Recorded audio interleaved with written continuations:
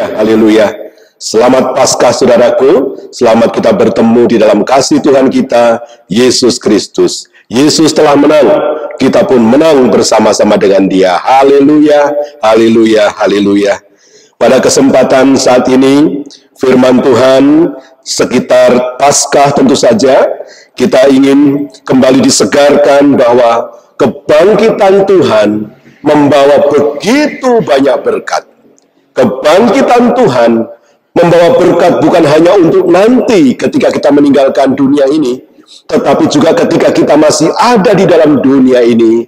Dan dari sekian banyak berkat kebangkitan Tuhan Yesus, pada kesempatan saat ini kita akan melihat 5 berkat kebangkitan Tuhan, ya. Jadi renungan pada saat ini saya berikan judul 5 berkat kebangkitan Tuhan Yesus.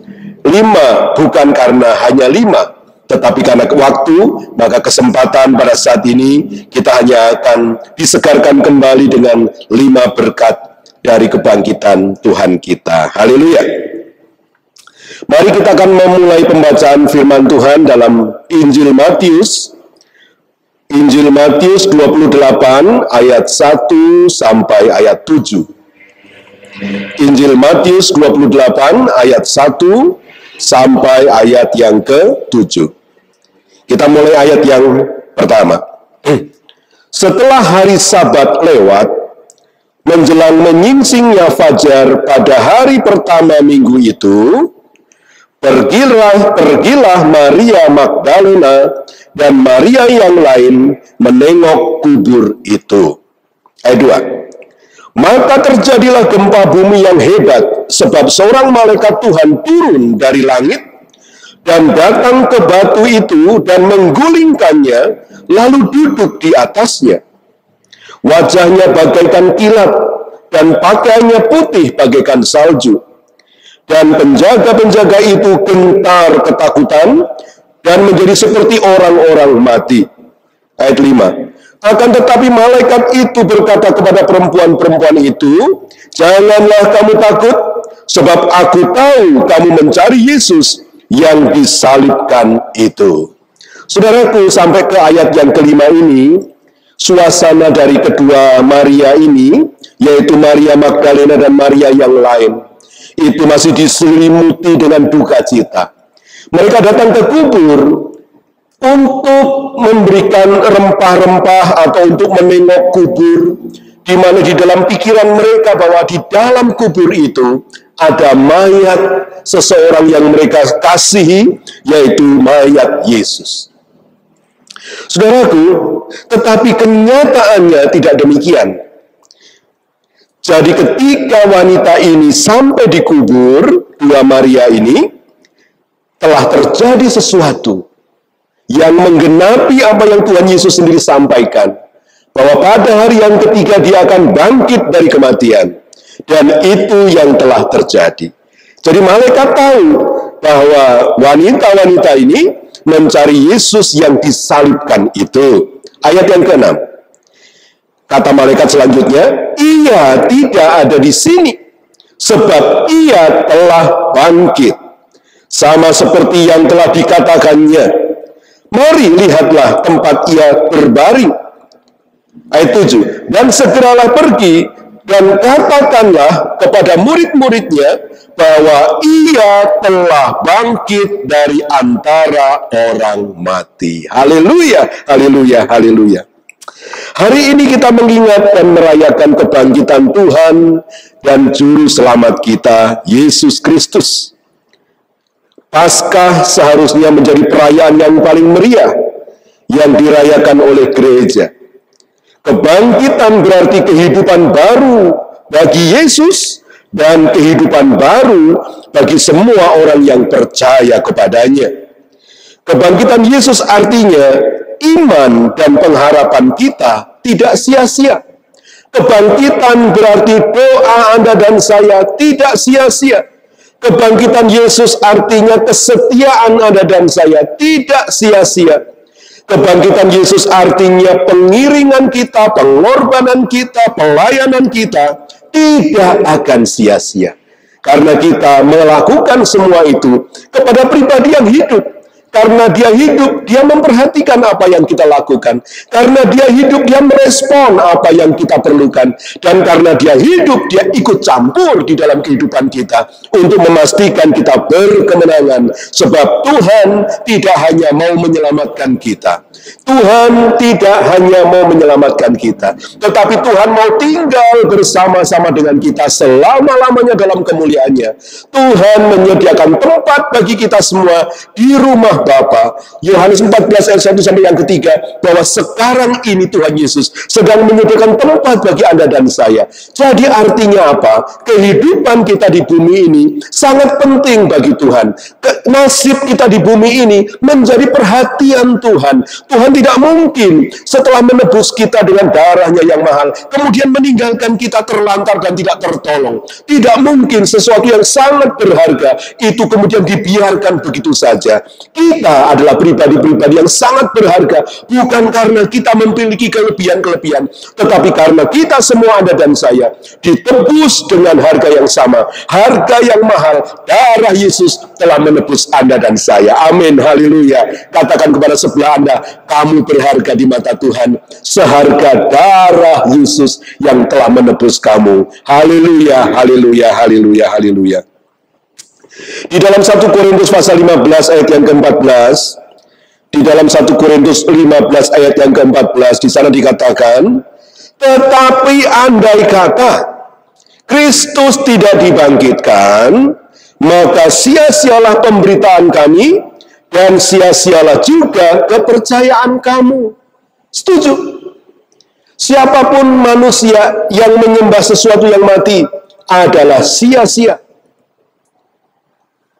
Di muka bumi ini entah ada berapa miliar kuburan, tetapi hanya satu kubur yang kosong, sebab ditinggalkan oleh penghuninya.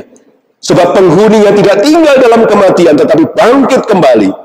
Hanya satu kubur itu, yaitu kubur Yesus Kristus. Haleluya. Sehingga kalau dia menjanjikan kehidupan yang kekal, maka kita boleh percaya sebab dia sendiri hidup. Kita tidak bisa percaya kepada orang yang akan memberikan kita uang kalau dia sendiri nggak punya uang. Kita juga tidak bisa percaya kalau ada orang yang menawarkan tumpangan sementara dia sendiri nggak punya rumah. Tetapi Yesus yang kita sembah, dia hidup. Itu sebabnya ketika dia mengatakan, barang siapa yang percaya tidak akan binasa, tetapi beroleh kehidupan yang kekal, kita berkata amin. Sebab yang berfirman itu sendiri hidup dan tidak ditahan oleh kematian. Haleluya, haleluya, haleluya. Jadi karena Yesus dibangkitkan, karena Yesus telah bangkit dari kematian, ayat ini dibalik, maka iman kepercayaan kita tidak sia-sia. Kesaksian kita tidak sia-sia. Guru-guru sekolah minggu yang mengajarkan firman Tuhan kepada anak-anak kecil itu tidak sia-sia. Oleh karena yang diberitakan adalah pribadi yang hidup, dan itu akan memberikan kepada kita keselamatan yang kekal. Haleluya, haleluya. Tetap giat dalam beribadah, tetap giat dalam pelayanan, sebab semua itu tidak sia-sia. Amin, haleluya. Nah, kita akan masuk ke dalam berkat yang pertama dari 5 berkat yang akan kita bahas pada kesempatan sekarang ini. Kira-kira apa, saudaraku? Berkat yang pertama dari kebangkitan Tuhan kita. Berkat pertama adalah pembenaran dan pengampunan. Kalau Tuhan Yesus tidak dibangkitkan, tidak ada pembenaran dan tidak ada pengampunan dari dosa. Sebab dia yang katanya penebus dosa, ternyata dia mati dan tidak berdaya. Kita baca ayatnya di dalam Roma pasal 4 ayat 25. Dalam kitab Roma pasal 4 ayat 25, kita baca sama-sama, saudaraku, sudah ketemu ya? Roma 4 ayat 25. 1, 2, 3. Yaitu Yesus yang telah diserahkan karena pelanggaran kita dan dibangkitkan karena pembenaran kita. Haleluya, haleluya, haleluya. Kebangkitan Yesus memeteraikan pengampunan dosa atas kita. Jumat yang lalu kita merayakan bagaimana Tuhan Yesus disalibkan. Jumat Agung adalah saat Yesus membereskan dosa seisi dunia. Dengan darahnya yang tercurah, dengan nyawanya yang dia serahkan, dia menebus manusia dari penghukuman kekal, yaitu maut. Tetapi semua itu menjadi tidak berarti kalau dia tetap terbaring di dalam kubur. Pembenaran itu tidak menjadi lengkap. Tetapi puji Tuhan, sebab kenyataannya adalah bahwa pada hari yang ketiga, saat ini kita merayakannya, bahwa Yesus itu yang telah disalibkan, yang telah mati dan dikuburkan, dia bangkit kembali dari kematian, maka kemudian itu mengerjakan pembenaran bagi Anda dan saya yang percaya kepadanya. Jadi saudaraku, karena Yesus telah membayar harga untuk penebusan kita dan mengambil tempat kita dalam penghukuman, maka Allah dapat memberi kita pengampunan penuh dan lengkap. Hati-hati dengan suara iblis yang masih seringkali mengingatkan Anda tentang dosa-dosa Anda yang lama, sehingga Anda tidak bisa menghadap Tuhan dengan hati yang bulat, sehingga Anda tidak masuk dalam pelayanan karena selalu merasa tidak layak. Katakan kepada iblis, iblis, ketahuilah bahwa dosa-dosaku telah diampuni, dan pengampunan dosaku oleh Yesus adalah pengampunan yang total, pengampunan yang lengkap, pengampunan yang penuh, pengampunan yang sah, pengampunan yang benar dan pasti dalam nama Yesus undur. Saudaraku, kalau kita masih terus ragu, misalnya nih, ada seseorang mengajak Anda untuk lebih maju di dalam kerohanian. Yuk kita ikut doa yuk. Yuk kita ikut pelayanan yuk. Kemudian Anda menjawab begini, aduh nantilah, saya rasa saya belum layak. Saya rasa saya masih banyak dosa. Saudaraku, itu bukan rendah hati, mohon maaf, itu melecehkan kuasa darah Yesus. Seolah-olah darah Yesus tidak berkuasa untuk menyucikan Anda secara tuntas. Seolah-olah darah Yesus adalah darah manusia biasa yang lemah. Saudaraku, berhenti bicara seperti itu. Mulai mengucap syukur kepada Tuhan. Tuhan, terima kasih. Pengampunanmu penuh, pengampunanmu total. Aku memang dulu berdosa, aku memang dulu tidak layak, tetapi oleh darah-Mu Tuhan, oleh kebangkitan-Mu, firman-Mu mengatakan, kebangkitan-Mu Tuhan mengerjakan pembenaran atasku. Jadi saudara dan saya adalah orang-orang yang telah dibenarkan di dalam kebangkitan Tuhan Yesus. Katakan amin, amin. Karena saudara sudah dibenarkan, datanglah ke hadirat Tuhan. Mendekatlah kepadanya, nikmati hadiratnya. Bersekutulah dengan dia, sebab Anda dan saya telah dibenarkan. Haleluya, haleluya. Itu berkat yang pertama dari kebangkitan Tuhan kita ya. Orang yang percaya kepada Yesus mendapatkan grasi.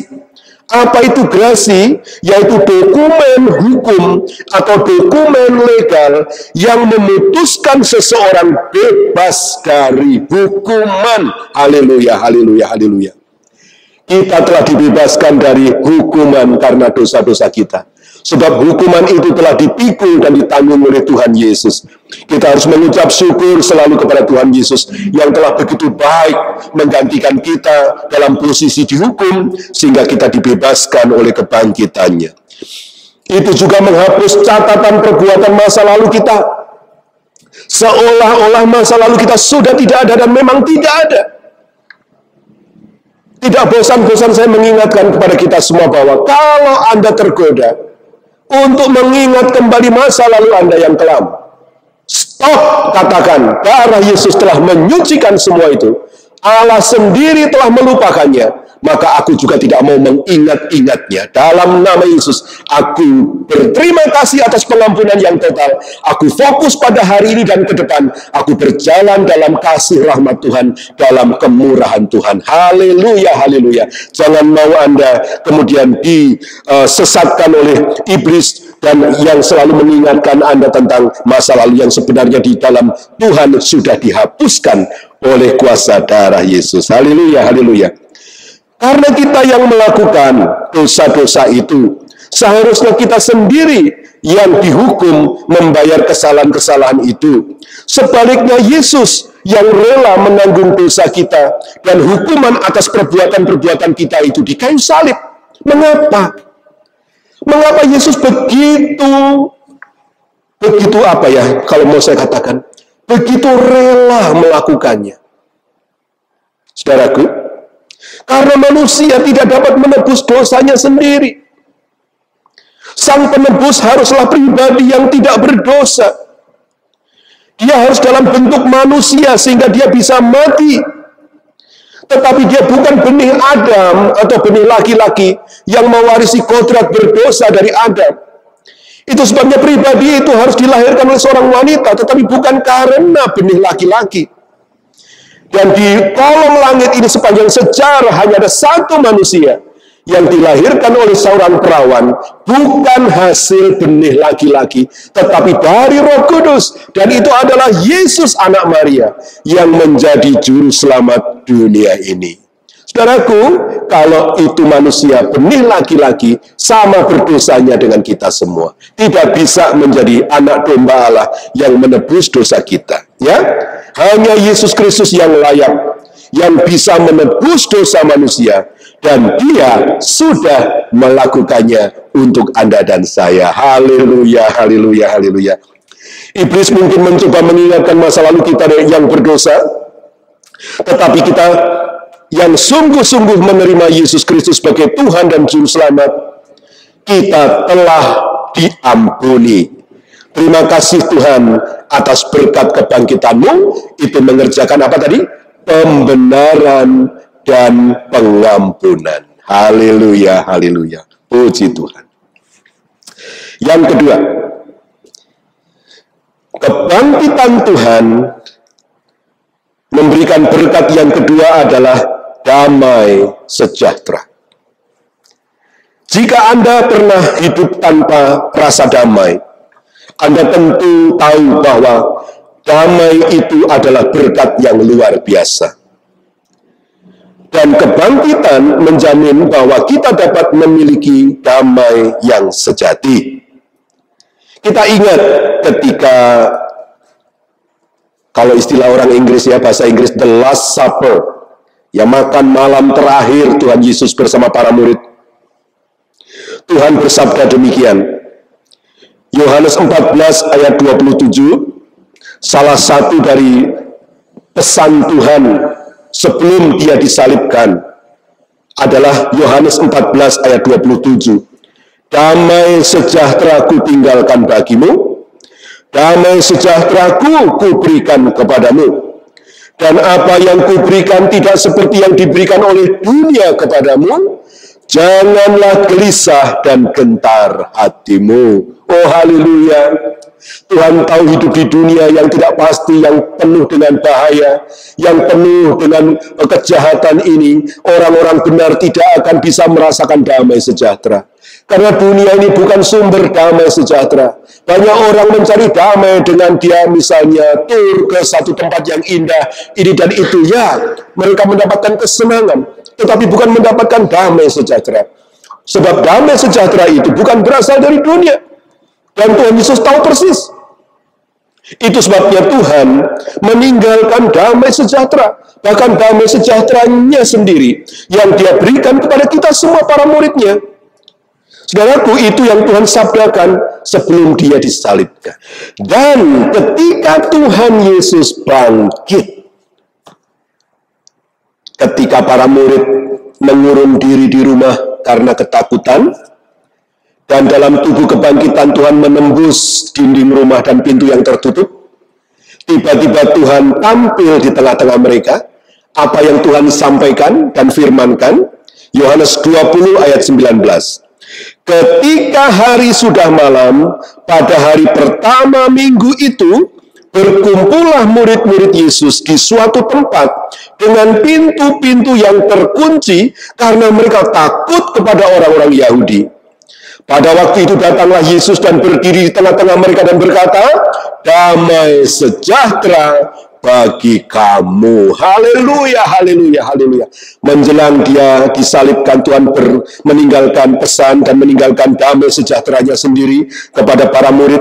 Dan kata-kata pertama ketika Tuhan sudah bangkit dan Tuhan bertemu dengan para murid, Tuhan berfirman, damai sejahtera bagi kamu. Berkat kedua, karena Yesus bangkit dari kematian adalah kita beroleh damai sejahtera. Bukan dari dunia ini, bukan karena keadaan dunia ini baik, bukan karena orang ramah terhadap kita, tetapi Tuhan memberikan damai sejahtera di dalam hati kita, damai sejahtera yang bisa kita alami dalam keadaan apapun. Mari kita renungkan sejenak. Apa sih bedanya damai sejahteranya Yesus sama damai sejahteranya orang lain? Sebab yang ditinggalkan oleh Tuhan Yesus adalah damai sejahteraku, ku berikan kepadamu. Kita ingat, damai sejahteranya Yesus adalah salah satunya, contoh adalah ketika perahu di mana dia menumpang itu ditempuh oleh angin dan badai gelombang yang begitu kuat, Tuhan bisa tidur nyenyak. Ya, ini damai sejahteranya Yesus. Damai sejahteranya Yesus adalah damai sejahtera yang tidak tergantung pada situasi dan keadaan di luar. Itu dikerjakan di dalam. Jadi saudaraku, selain kita dibenarkan, diampuni oleh kebangkitan Tuhan Yesus, kita juga diberi damai sejahtera. Adakah di antara kita, saudara yang melihat video ini, sedang mengalami hati yang gelisah, ketakutan, khawatir? Mari kita mendekat kepada Yesus yang telah bangkit. Karena daripadanya kita akan menerima damai sejahtera yang dari sorga, yang tidak dikerjakan oleh dunia ini, yang akan membuat kita kuat, membuat kita sanggup untuk melangkah, menghadapi kehidupan dan realita kehidupan. Sebab Tuhan yang memberikan damai, juga Tuhan yang akan memberikan kemenangan bagi kita. Haleluya, haleluya, haleluya. Salah satu yang terakhir Yesus katakan sebelum kematiannya adalah damai sejahteraku ku berikan kepadamu. Dan hal pertama yang dia katakan setelah kebangkitannya adalah damai sejahtera bagi kamu. Haleluya.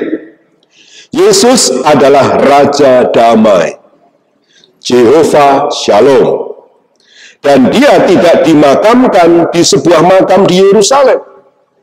Raja Damai itu hidup, dan karena dia hidup, maka damai sejahteranya bisa kita nikmati secara nyata dalam kehidupan kita sehari-hari. Katakan amin, haleluya, amin.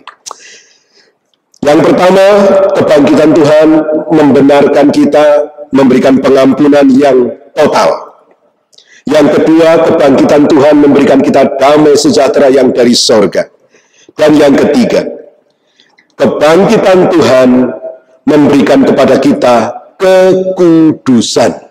Kekudusan. Orang yang telah menerima Yesus Kristus sebagai Tuhan dan Juru Selamat telah menerima pengampunan dari Allah.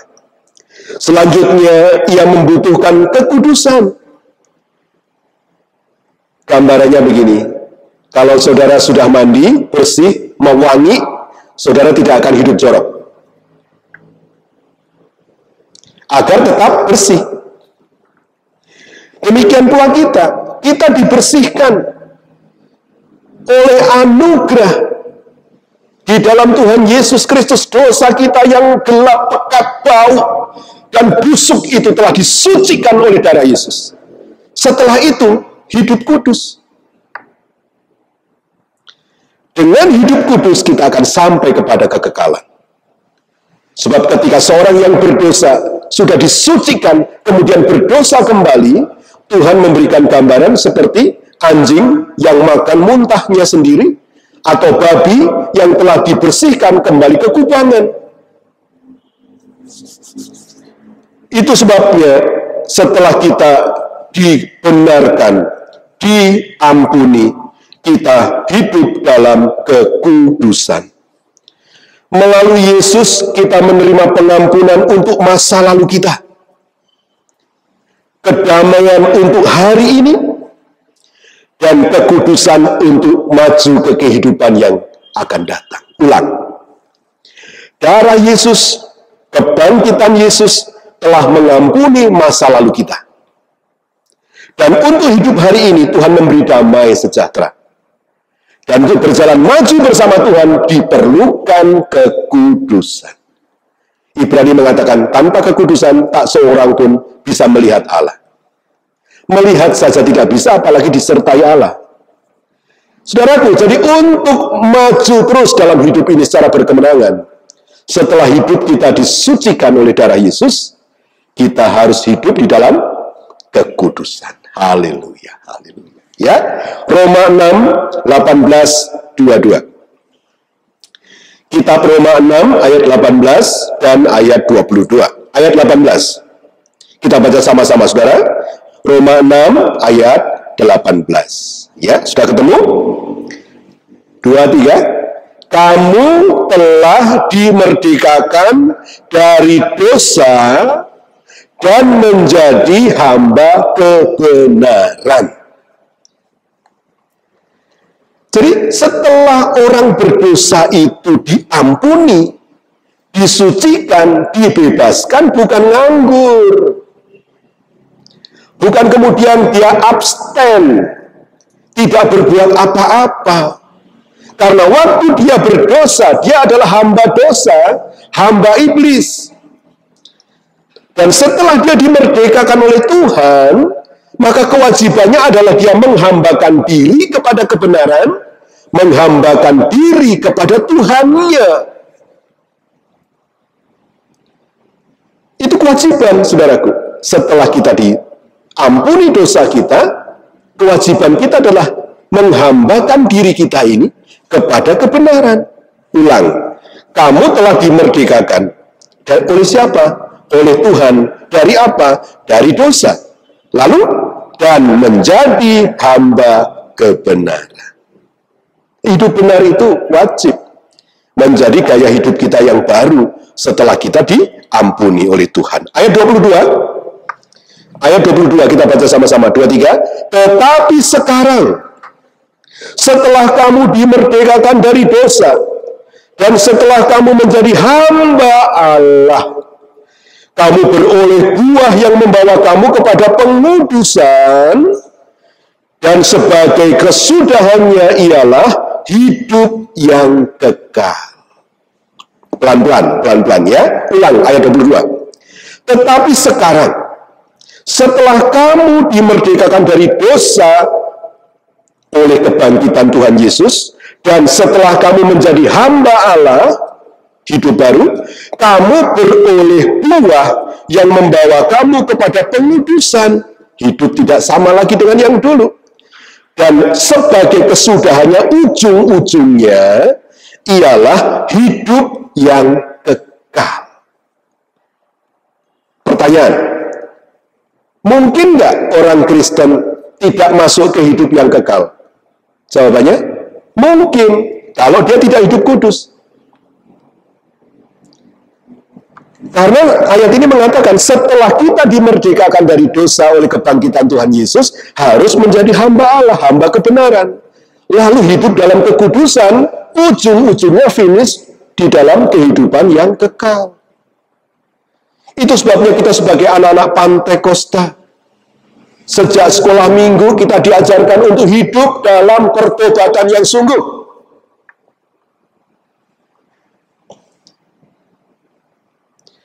Karena tanpa itu, kita bisa kehilangan ujung, yaitu hidup yang kekal. Perhatikan ini semua, saudaraku. Jadi terlepas dari masa lalu Anda, ketika Anda menerima Yesus, Anda diampuni, dan masa lalu Anda dihapuskan. Lalu Anda diberi kedamaian oleh Tuhan. Jadi jangan biarkan masa lalu Anda menghalang-halangi Anda untuk maju bersama dengan Tuhan. Ketika Anda diampuni oleh Allah, oleh darah Tuhan Yesus Kristus, Anda telah disucikan. Jangan pernah mengatakan Anda tidak suci. Sebaliknya katakan, saya suci dan murni oleh darah Yesus. Peliharalah kesucian itu, Karena itulah yang akan membawa kita sampai kepada hidup yang kekal. Sekarang sudah mengerti? Haleluya, haleluya, haleluya. Kita saling mendoakan, saudara, agar Tuhan memberikan kita kekuatan untuk terus hidup dalam kebenaran, terus memelihara kesucian, kekudusan yang telah Tuhan berikan oleh darah anak domba Allah. Haleluya, haleluya. Itu yang ketiga. Yang keempat, berkat kebangkitan Yesus yang keempat adalah kita diberi kuasa oleh Tuhan, ya. Kita diberi kuasa oleh Tuhan. Filipi 3 ayat yang ke-10. Filipi 3 ayat yang ke-10, kita baca sama-sama. Filipi 3 ayat yang ke-10, 2-3. Yang ku kehendaki ialah mengenal Dia dan kuasa kebangkitannya. Di balik peristiwa kebangkitan Tuhan ada kuasa yang bekerja.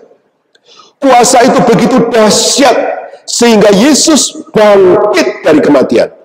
Kita tidak bisa membayangkan apa yang terjadi di alam roh. Bagaimana Yesus itu bisa membongkar kerajaan maut. Dia bisa merebut kemenangan atas maut. Berarti ada suatu kuasa yang begitu dahsyat bekerja ya di balik peristiwa kebangkitan Tuhan Yesus. Kalau kita membaca sepintas kelihatannya peristiwa kebangkitan Tuhan itu sederhana saja. Tetapi kalau kita renungkan, sebenarnya yang terjadi di alam roh itu suatu pertempuran yang begitu dahsyat antara yang menguasai alam maut dengan Tuhan Yesus. Tetapi kemudian ketika Yesus bangkit, itu menunjukkan bahwa kuasa Yesus jauh lebih besar daripada kuasa maut, sehingga dia bisa memenangkan kehidupannya, dia bisa keluar dari maut, dan dia bangkit kembali. Nah, Rasul Paulus itu, dia merenung-renungkan betapa dahsyatnya kuasa yang membangkitkan Yesus dari kematian itu. Dan dia pengen kenal kuasa itu. Dia pengen alami itu. Sebab kalau kuasa itu bisa membangkitkan Yesus, maka kuasa itu juga bisa membangkitkan dirinya nanti ketika dia mati. Dan kalau Rasul Paulus juga bisa dibangkitkan oleh kuasa itu, maka Anda dan saya ketika kita harus mati, kita akan dibangkitkan juga oleh kuasa yang sama ini. Berarti kalau kita tidak ada di dalam kuasa yang sama ini, tidak akan ada kebangkitan bagi kita. Ini serius, saudara.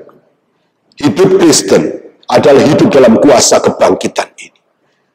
Sebab kita tahu di dalam firman Tuhan bahwa manusia ditentukan sekali mati untuk dihakimi. Tetapi kebangkitan orang-orang benar dikerjakan oleh kuasa yang sama ini.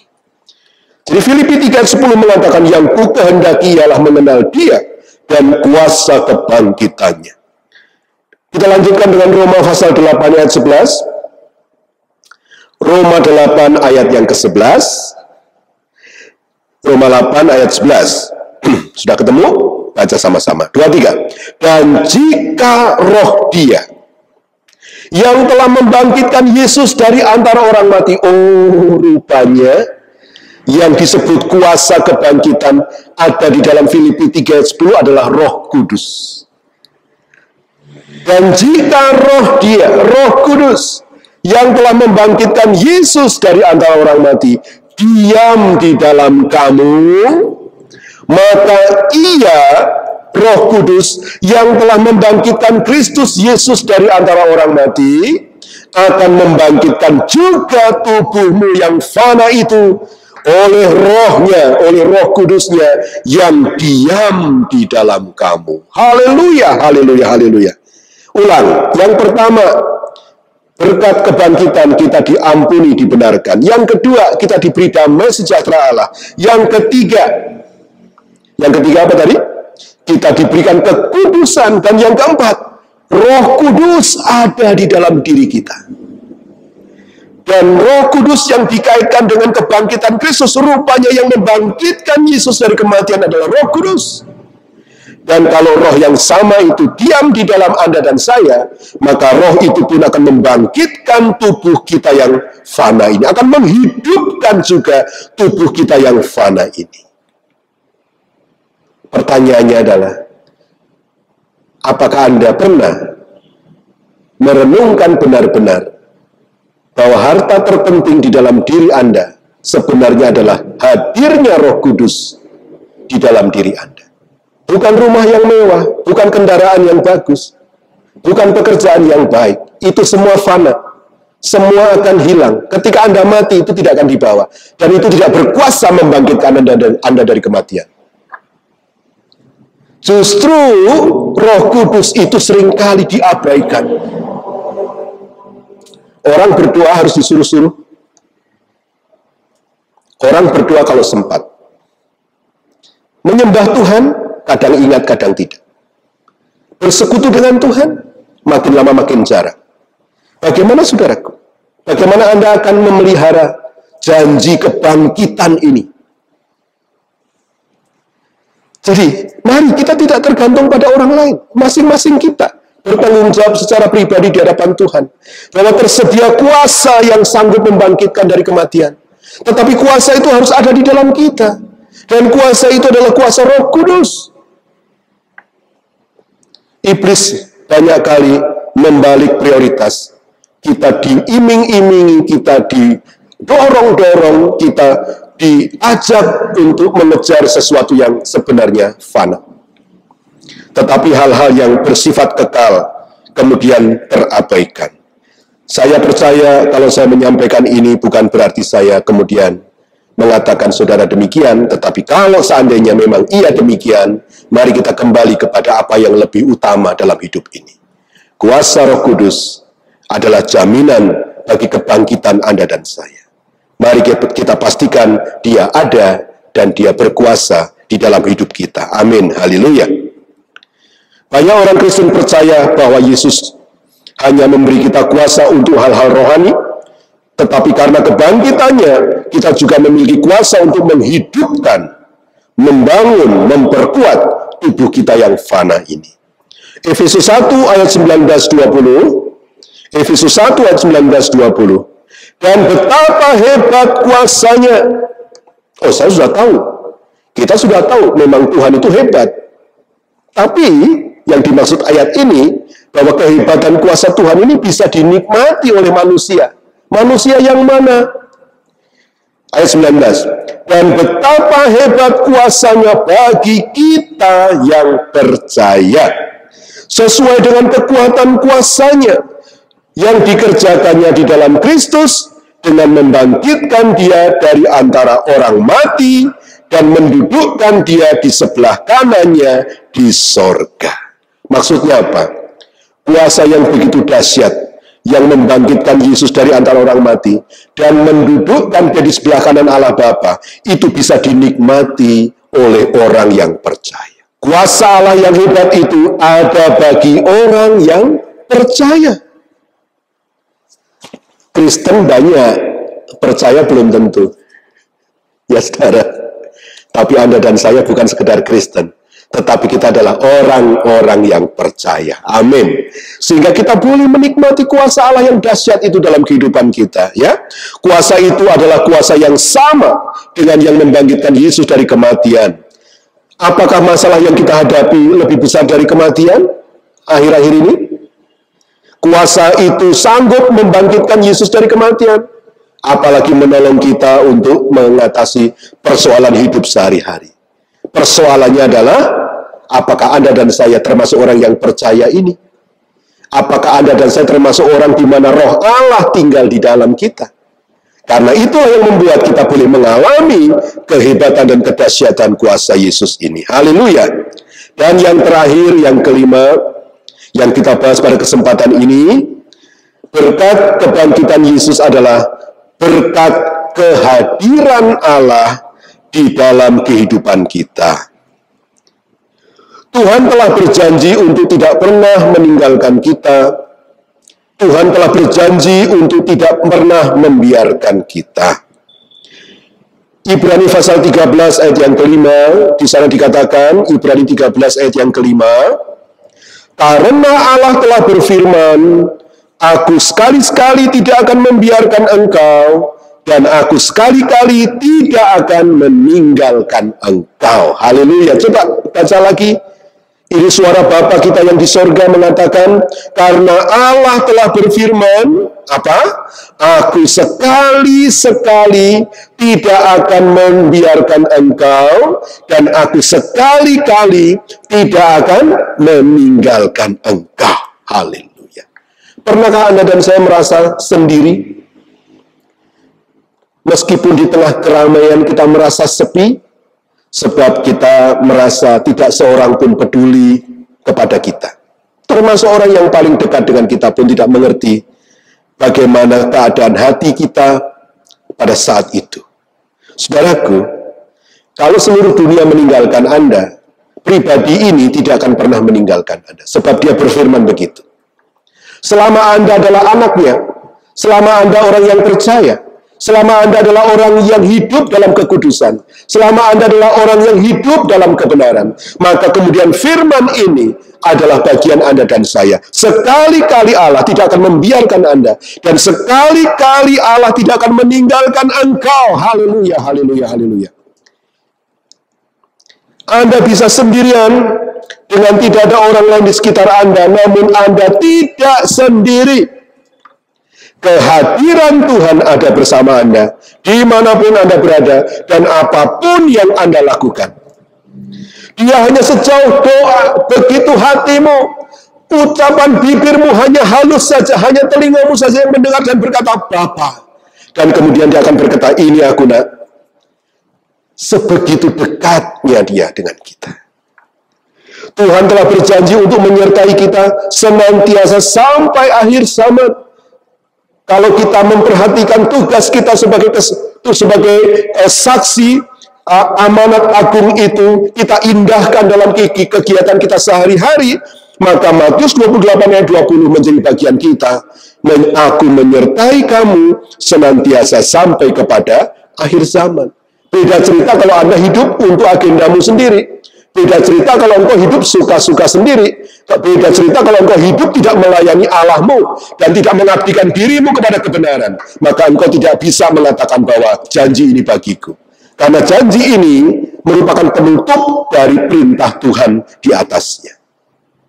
Saudaraku, jadi kalau berkat-berkat kebangkitan ini ada pada kita, satu, kita diampuni, kita dibenarkan. Dua, kita hidup dalam damai sejahtera Allah kita. Tiga, kita hidup dalam kekudusannya. Dan empat, kita mengizinkan kuasa Allah untuk mengendalikan dan berkuasa atas kita. Dan yang kelima, kehadiran Allah menjadi nyata di dalam kehidupan kita sehari-hari.